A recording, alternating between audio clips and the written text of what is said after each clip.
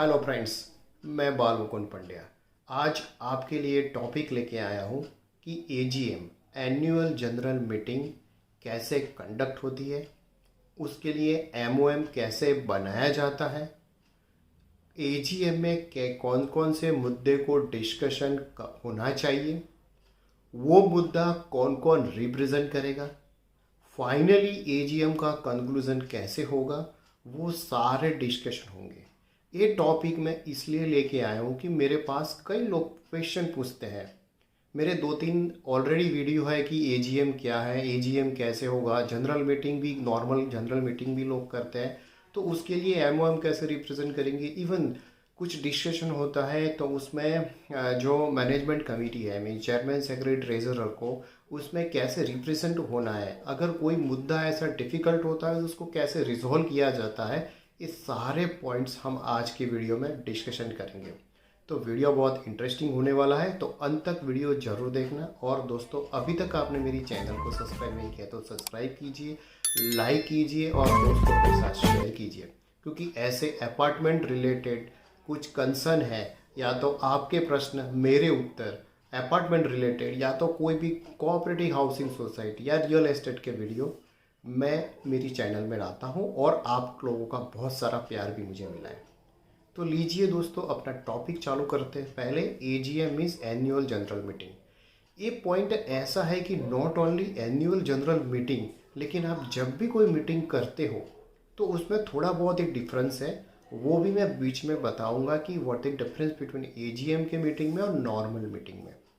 तो जब भी आप नॉर्मल मीटिंग करते हो तो भी ये मुद्दे आपके लिए ज़रूर ध्यान में रखने चाहिए दोस्तों। लेकिन एजीएम बुलाने के पहले इट इज़ मैंडेटरी कि मिनिमम 3 वीक्स पहले आप सारे लोगों को, सारे सोसाइटी मेंबर को इन्फॉर्म कीजिए, बाय रिटर्न में उनसे भिजवा दीजिए, सिग्नेचर लीजिए, क्योंकि एजीएम में मैंडेटरी है कि मैक्सिमम पीपल, सारे लोगों को आना जरूरी है, और 3 वीक का टाइम मिनिमम देना चाहिए, जिसकी वजह से उनको पहले से कोई प्लानिंग करना है तो पता चले। नॉर्मल मीटिंग के लिए आप 1 वीक या 10 दिन पहले इंटीमेशन कर सकते हैं, लेकिन एजीएम के लिए आपको मिनिमम 3 वीक का टाइम देना चाहिए। नाउ हमने टाइम दे दिया, सबको पता है कि कौन से दिन में एजीएम है।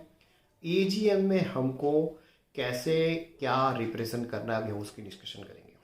दोस्तों, एजीएम में सबसे पहले जितने भी लोग आए हैं उनकी प्रेजेंट बहुत ज़रूरी है।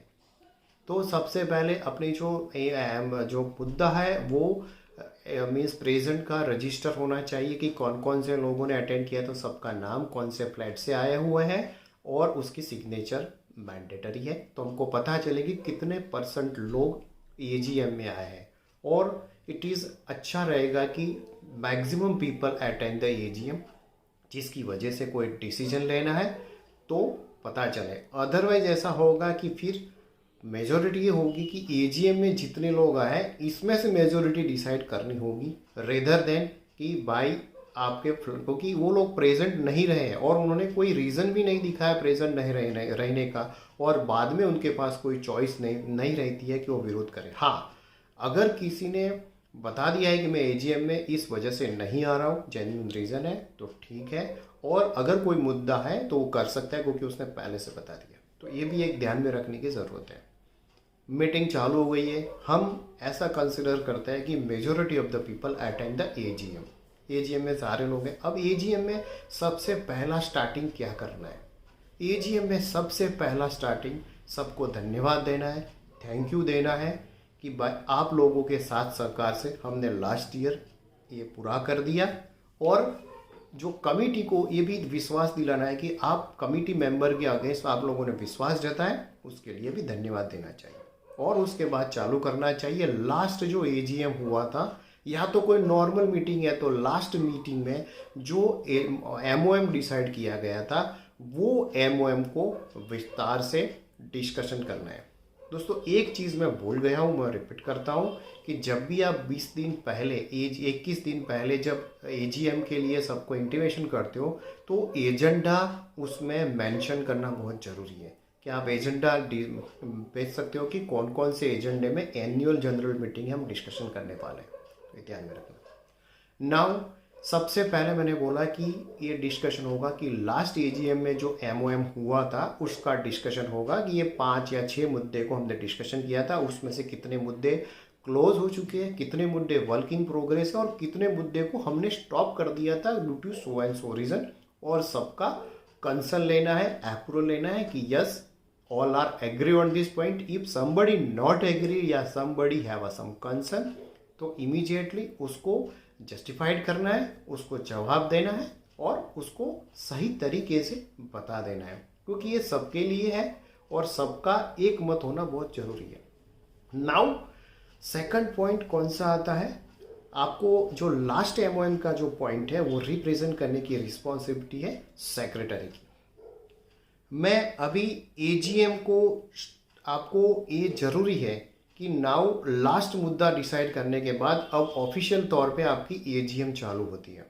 तो सबसे पहले जो मेन आपके चेयरमैन है उसका अप्रूवल लेना चाहिए कि अब मैं एजीएम चालू करता हूँ और मुझे आगे बढ़ने की परमिशन दो। तो सेकंड मुद्दा जो डिस्कशन का होगा with the due permission of chairperson. Otherwise कई बार क्या लोग करते हैं कि अपने चेयरपर्सन के अलावा भी कोई एक व्यक्ति को जो बुजुर्ग होता है अपने सोसाइटी में, या उसको चेयरपर्सन बनाते हैं पर्टिकुलर एजीएम के लिए और उसकी परमिशन लेने के बाद ही ये चालू करता है। ऐसे रूल्स है, कई बार करते हैं, अदरवाइज चेयरमैन का ही परमिशन लेके एजीएम चालू होता है। एजीएम में सबसे पहले हमने बोला कि एमओएम का, लास्ट एमओएम का पॉइंट डिस्कशन किया और देन जो ट्रेजरर होगा वो लास्ट ईयर के बजट के अगेंस्ट में अब लास्ट ईयर आपका क्या क्या खर्चा हुआ, बजट के साथ चला है, बजट से कम हुआ है, बजट से ज़्यादा हुआ है, और उसको सविस्तार पूरा हिसाब सबके सामने रखेगा। अगर ज़रूरत पड़े तो उसकी कॉपी सबको बांटी जाएगी। या तो कई बार क्या करते हैं कि जो पूरा हिसाब की जो कॉपी है वो जब एजीएम का प्लानिंग 21 दिन पहले करते हैं उसके साथ ही हिसाब की कॉपी फोटोकॉपी भेजी दी जाती है, या तो व्हाट्सएप को उसका पीडीएफ भेजा जाता है, तो लोग उसको पढ़ के आए और उसको कोई कंसर्न है तो यहाँ पर डिस्कशन कर सकते हैं।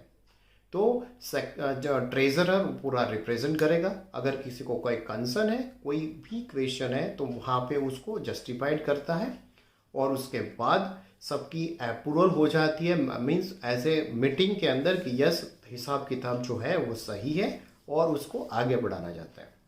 अभी तीसरा मुद्दा जो डिस्कशन होता है वो सेम ट्रेजररी करता है कि अगले साल के लिए आपका बजट क्या होगा और उसके वो बजट का डिस्कशन होता है। और बजट का डिस्कशन सबकी सहमति ली जाती है कि मे बी पॉसिबल कि लास्ट ईयर की कंपेयर में 8% या 10% ज़्यादा बजट हम ले रहे हैं बेस्ड ऑन द जो चलता है, किसी की सैलरी बढ़ानी है क्या, या कोई मैनुअल को ज़्यादा आता है, या तो कोई एसेट को नया लाना है उसका प्लान करिए, या तो कोई रिपेयरिंग का प्लान कर रहे हो, उसके लिए जो बजट फाइनली डिसीजन होता है उसके साथ साथ चलता है। नाउ तीसरा मुद्दा डिस्कशन हो गया, तीसरा मुद्दे का भी सबकी सहमति ली जाती है। उसके बाद चौथा मुद्दा जो आता है वो सेक्रेटरी या तो चेयरमैन रिप्रेजेंट करता है। मोस्ट प्रोबेबली ये जो मुद्दे होते हैं वो सेक्रेटरी रिप्रेजेंट करता है कि कंप्लायंस पॉइंट ऑफ व्यू जितने भी पॉइंट्स हैं वो कंप्लायंस लास्ट ईयर भी फुलफिल किए थे और नेक्स्ट ईयर वो ऐसे फुलफिल होने वाला है, उसका रिप्रेजेंट करेगा। नेक्स्ट उसके बाद आता है कि जो फ्लैट और अपार्टमेंट या कोऑपरेटिव हाउसिंग सोसाइटी में कुछ एनुअल मेंटेनेंस कॉन्ट्रैक्ट होता है, उसको रिन्यूअल करना होता है, तो उसमें कुछ इंक्रीमेंट आता है या तो सेम रेट पे होता है, उसका डिस्कशन होता है और उसको अप्रूवल लिया जाता है। उसके बाद कोई नई एसेट लानी है या तो कोई बड़ा खर्चा करना है, सपोज कि लिफ्ट को रिप्लेस करना है, या तो कलर करवाना है, या तो ड्रेनेज सिस्टम को पूरा रिपेयर करना है, या तो मीन्स ऊपर का मेन टेरेस है उसको रिपेयर करना है, कोई भी कॉमन का कोई बड़ा खर्चा करना होता है, उसका डिस्कशन होता है। टेंटेटिव उसके लिए डिसाइड किया जाता है कि मिनिमम 2 या तो 3 कोटेशन लाना चाहिए और उसके लिए कमेटी बिठाई जाती है, उसको कैसे हम आगे बढ़ेंगे उसका भी डिस्कशन होता है। सबकी सहमति ली जाती है कि यस हम कोई बड़ा खर्चा अगले साल जो आने वाला है उसमें करने वाले हैं। ये सारे मुद्दा डिस्कशन करने के बाद अगर किसी ने कोई कंप्लेन किया है किसी के बारे में या तो कोई कॉमन एरिया के लिए, तो उसका डिस्कशन भी यहाँ पे एजीएम में होता है। मे बी पॉसिबल कि ये मुद्दा सेक्रेटरी भी उठा सकता है या तो अपने जो मीटिंग में बैठे लोग भी ये मुद्दे को उठाया और कहा जा सकता है कि हमने मेन कंप्लेन किया था उसका कहाँ तक पहुँचा और कैसे चला है।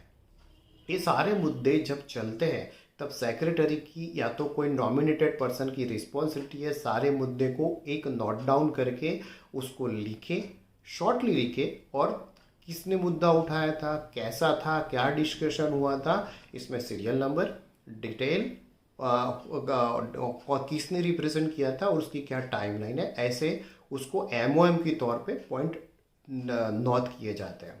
ये सारे मुद्दे डिस्कशन होने के बाद ओपन फोरम होता है कि किसी को कोई कंसर्न है, बोलना है, कोई सुझाव है, कोई दूसरे की बेस्ट प्रैक्टिसेस है, वो शेयर कर सकता है। और उसमें से भी कुछ मुद्दे को अगर हमारी सोसाइटी में इम्प्लीमेंट करना है उसकी सबकी सहमति ली जाती है और उसको इम्प्लीमेंट किया जाता है। कई बार क्या होता है कि सिक्योरिटी वेंडर को या तो हाउस कीपिंग को उसको किसी को बदलना है या तो कोई मैनेजर को लाना है, इसकी सारी डिस्कशन 1 बाय 1 होती है और उसके ऊपर डिसीजन लिया जाता है कि हमको कैसे बढ़ना है और कैसे करना है।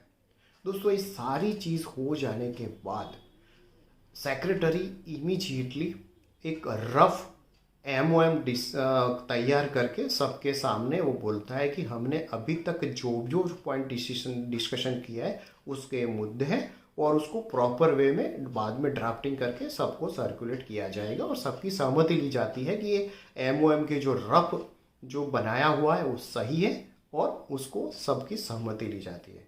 उसके बाद अगर टी या नाश्ता की किसी के यहाँ तो खाने की इंतजाम है तो वो सब करते हैं और उसके बाद खुशी खुशी सब उसको एजीएम को समाप्त किया जाता है और ऐसे ही मीटिंग आगे बढ़ती है और क्लोज हो जाती है।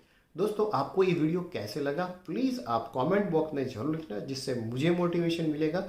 और अगर आपको कोई कंसर्न है तो प्लीज़ मैसेज कीजिए। थैंक यू दोस्तों।